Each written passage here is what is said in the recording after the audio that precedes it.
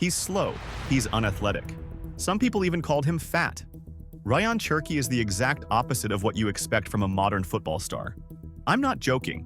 While Mbappe explodes past defenders with pure speed, Cherki looks like he's jogging. And yet, he's embarrassed world-class defenders, turned games on their head with one flick of the ball, and now, at just 21, Europe's biggest clubs are fighting over him. How did this chubby player become one of the most creative forces in football? It all comes down to his genius-level football IQ and vision you just can't teach. But Cherki wasn't always the magician we know today. So let's go back to the beginning. It all started in Lyon, August 2003. Cherki was born into a family where the ball wasn't just a toy, it was everything. His dad, a football junkie with Italian roots, talked tactics all day. His mom, a former basketball player from Algeria, brought the fire and discipline of the court into the house. From day one, you could tell this kid wasn't normal. While other kids were learning to walk, little Cherki was nutmegging his dad in the living room. Football runs in their blood. Even his little brother Eden followed in his footsteps. He's now in Lyon's academy too. He started at a small club called Saint Priest. But one night in Villeurbanne, everything changed. 7-year-old Cherki was juggling a ball in a car park when a Lyon scout walked by. He watched for 5 minutes and instantly knew. This kid had it. No drills, no coaching, just pure instinct and imagination. The Lyon scout didn't hesitate. He went straight to the parents and told them, "Your kid has something we can't teach." That same year, he joined Lyon's academy, and every year after he played with older kids. But even at one of France's best academies, no one really knew what to do with him. While others got quicker, stronger, fitter, Cherki stayed the same. Chubby feet, genius brain. At Lyon's academy, Cherki stood out, for all the wrong reasons. He was small, he looked slow. Some even called him out of shape. Next to the tall, fast kids, he didn't look like a star. Not even close. But when the ball hit his feet, it was a different story. While others ran fast, Cherki thought faster. He froze defenders with moves they'd never seen before. One coach said it best: you couldn't read his feet or his brain. At 11, he was playing against 13-year-olds and making them look silly. His touch, his vision, his swagger, it was way ahead of his age. During the 2014 to 2015 season, Lyon coaches started whispering something new. Not, he's got potential, not, maybe he makes it, but this kid's going pro.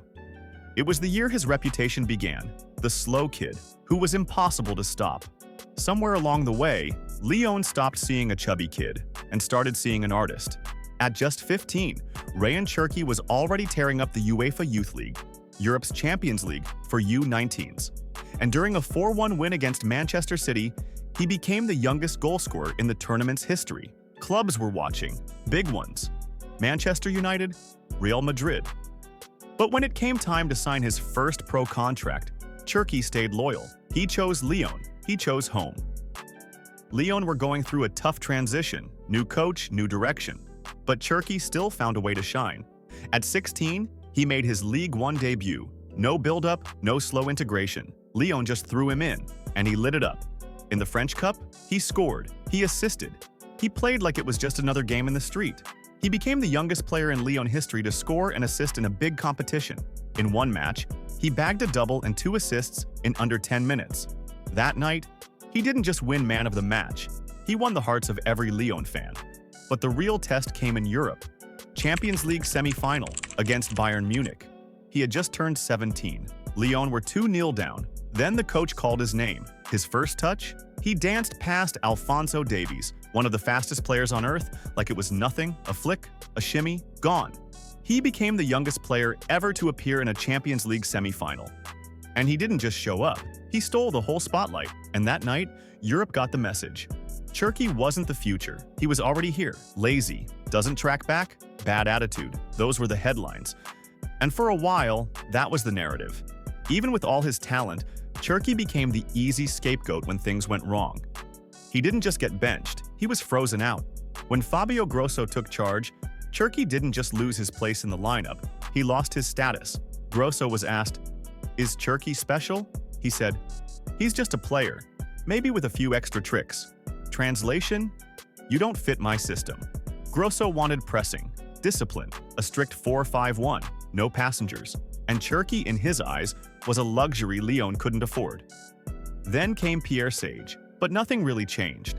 In a match against PSG, Cherki was Lyon's only attacking threat.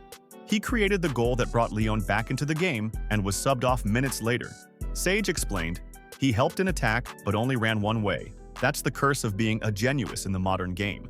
15 years ago, a player like Cherki would have been told, "Go have fun, go create." But now, if you don't press, track back, and follow every tactic, you're seen as the problem, and that's the twist. He's the most talented player Lyon has had in years, yet somehow the least trusted. 6 managers in 4 years.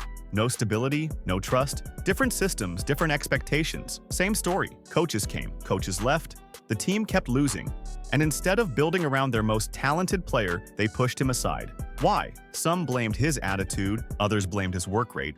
But Cherki's numbers told another story. When he played, he made things happen. More chances, more assists, more chaos than anyone else on the field. So maybe the real problem wasn't Cherki. Maybe it was the systems that couldn't adapt to a player like him.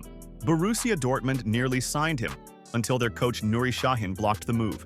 Not because Cherki lacked talent, but because he didn't fit their system. That became the story of his career. Too good to ignore, too different to fit in. Meanwhile, Lyon needed cash. They asked for 30 million euros. The only offers? Mid-table Premier League teams, nervous, hesitant. And while the media questioned his effort, no one saw the pressure he was carrying. At the end of every season, Cherki cried. "People saw the flashy stuff," he said. "Nobody saw the stress." Even the 2024 Olympics turned into a mess. Left out of Thierry Henry's initial squad, then recalled last minute due to injuries, and still barely played. The media didn't praise him for handling it. They blamed him again. Just like so many other players of Algerian origin, judged more for who they are than how they play. Today, being a football genius isn't enough. You have to be a robot, a system player, a soldier. Cherki? He was born to be an artist, and for years there was no space for that kind of player anymore. After years of frustration, something finally changed. In 2024, Cherki wasn't benched. He wasn't the issue anymore. He was the star of the show. 40 games, 12 goals, 20 assists, a complete season. And for the first time, everyone took notice. He won League One's Best Dribbler award, and guess who gave it to him? Eden Hazard, one genius, passing the torch to another. But this wasn't just about flair anymore. Cherki was running, defending, leading. He pressed, he tracked back. He even celebrated his teammates' goals harder than his own. Still both-footed, still unpredictable, still gliding through tight spaces like the game slowed down just for him.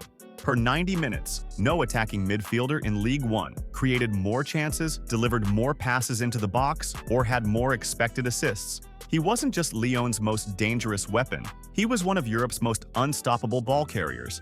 His numbers were close to Neymar's 2018 season at PSG. The difference? Less goals, but the same chaos. Against Manchester United in the Europa League, Cherki showed moments of world-class quality. English fans, who barely knew his name, were suddenly Googling it. Scouts were buzzing. Premier League, Bundesliga, La Liga. Everyone wanted a piece of him. The kid they called lazy had become every defender's nightmare. But with greatness comes a decision. At 21, Rayan Cherki knew it was time. He gave Lyon everything, and Lyon gave him all they had. But now, he wanted more Champions League nights, more spotlight, more faith in his magic. But here's the catch. Cherki isn't a plug-and-play signing. He's not a system player. He's a specialist, a game changer, a creative force who thrives with freedom. He's ambidextrous. Defenders can't guess which foot he'll use. He can glide through a press with one touch. He sees passes no one else can see. And if you give him a free kick, he can curl it into the top corner like he's been practicing with Juninho himself. He's that kind of player. But those kinds of players, they don't fit every system. They need a coach who trusts flair over structure. Someone who sees the flaws and embraces them, because the genius is worth it. That list of managers? It's short. Borussia Dortmund passed on him. Not because of talent, but because he didn't fit the blueprint. And that's the risk. If Cherki starts scoring consistently, if he reaches Neymar numbers, he becomes untouchable. The kind of player you build a team around. But if he doesn't, he'll always be at the mercy of systems, structures, and coaches who prefer workhorses over wizards. This isn't just about where he plays next, it's a turning point. Cherki's about to find out, is Europe ready for someone who breaks the rules? Or will he have to break the system to find his place? He was never the fastest, he was never the fittest, but he was always the most dangerous. Cherki proved, football isn't about who runs the most, It's about who sees it first. The fat kid who terrified defenders in a parking lot might soon terrify Europe's biggest clubs, and this time, no one's ready for what's coming. If you like this video, you're gonna love the next one.